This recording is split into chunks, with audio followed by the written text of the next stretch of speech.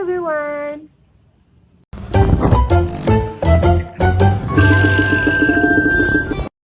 Assalamualaikum warahmatullahi wabarakatuh. Perkenalkan, nama aku Naula Suci Syawalia dengan NIM 2413110007. Aku dari Prodi ITP atau Ilmu dan Teknologi Pangan. Di semester 2 ini ada mata kuliah Biokimia Pangan dan salah satu materinya adalah tentang lipid. Jadi hari ini, ayo kita cari tahu apa itu lipid.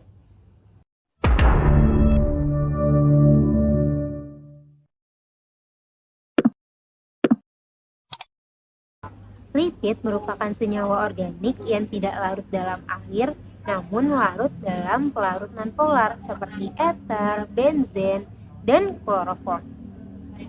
95% lipid adalah lemak, minyak, dan triacylglycerol atau TAG. Perlu teman-teman ketahui bahwa lipid sangat penting bagi tubuh kita loh. Beberapa fungsi lipid diantaranya adalah sebagai cadangan energi. Selain itu, lipid juga berpengaruh terhadap metabolisme dan kesehatan pencernaan kita atau good microbiota. Lipid juga berperan dalam regulasi peradangan, stres oksidasif, dan juga sistem imun kita loh.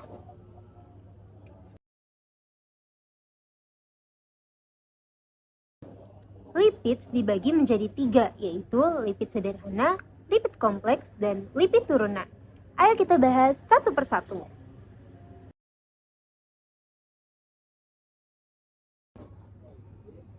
Minyak atau lemak dan juga lilin termasuk ke dalam lipid sederhana. Lemak atau minyak memiliki struktur yang terdiri atas 1 gliserol dan 3 asam lemak. Terus, apa bedanya lemak sama minyak? Lemak itu padat pada suhu ruang, sedangkan minyak cair pada suhu ruang. Contoh dari lemak itu adalah lemak sapi, sedangkan contoh dari minyak adalah minyak zaitun. Lemak atau fat. Lemak dikenal sebagai zat yang terbentuk akibat kelebihan kalori dalam tubuh. Semua lemak yang ada di dalam tubuh terdiri dari sel-sel lemak atau adiposit. Sel ini berisi molekul lemak yang disebut trigliserida.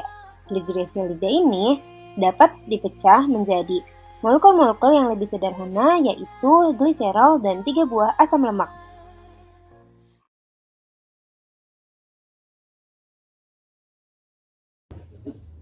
Lipid kompleks terdiri atas fosfolipid dan glikolipid. Fosfolipid memiliki 2 bagian, yaitu bagian polar dan bagian non-polar. Fosfolipid itu bersifat amfipatik, yang dimana bagian polarnya memiliki sifat hidropatik atau suka air, dan bagian non-polarnya memiliki sifat hidrofobik atau anti air. Jika kita bedah secara strukturnya, fosfolipid itu memiliki 3 bagian, yaitu fosfat, gliserol, dan 2 asam lemak. Yang dimana gugus fosfat terdapat pada struktur polarnya, sedangkan struktur gliserol dan asam lemaknya terdapat pada struktur non-polarnya. Yang kedua adalah fosfolipid. Ia memiliki bentuk yang sangat mirip dengan trigliserida. Jika trigliserida terdiri dari gliserol dan 3 buah asam lemak, maka fosfolipid terdiri dari gliserol, 2 buah asam lemak, ditambah dengan gugus fosfat. Molekul fosfolipid ini dapat dibagi menjadi 2 bagian, yaitu bagian kepala dan bagian ekor, di mana keduanya memiliki sifat yang berlawanan. Bagian kepalanya bersifat hidrofilik, sehingga ia suka mendekati molekul air. Sedangkan bagian ekornya bersifat hidrofobik, sehingga ia akan menjauhi molekul air. Karena sifatnya yang unik ini, fosfolipid akan membentuk pola tertentu bila dimasukkan ke dalam air. Di dalam air, sekelompok fosfolipid akan berkumpul membentuk bulatan, di mana bagian kepalanya akan berada di luar dan melakukan kontak langsung dengan air, sementara bagian ekornya akan bersembunyi di dalam, menghindari kontak dengan air.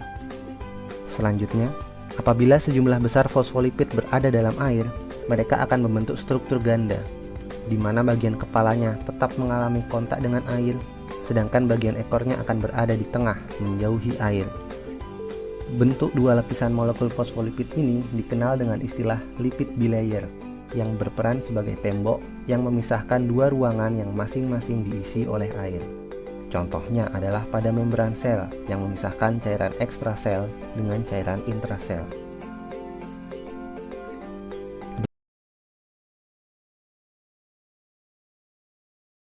Last but not least adalah lipid kompleks yang terdiri atas asam lemak, gliserol, dan steroid.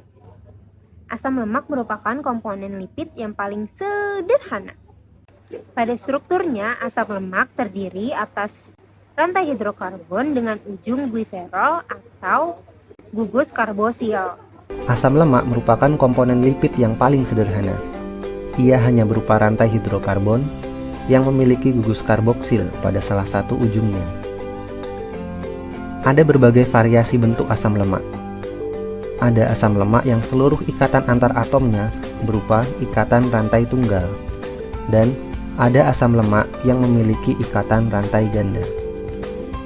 Jika dilihat lebih teliti, asam lemak yang seluruh ikatannya berupa rantai tunggal memiliki dua atom hidrogen yang memenuhi setiap atom karbonnya, sehingga kelompok ini disebut asam lemak jenuh.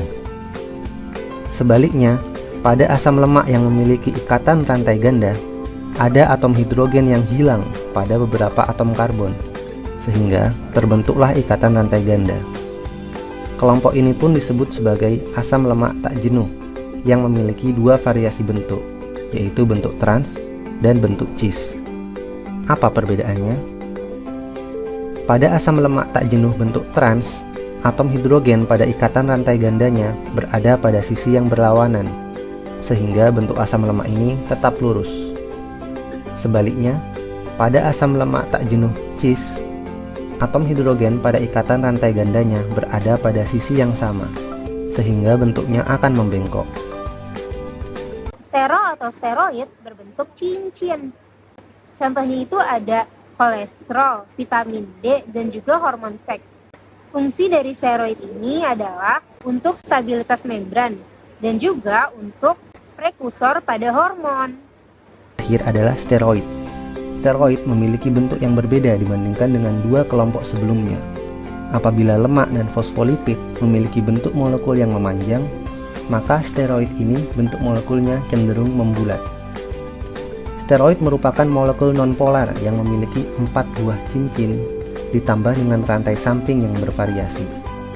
Contoh steroid yang paling banyak ditemukan dalam tubuh adalah kolesterol.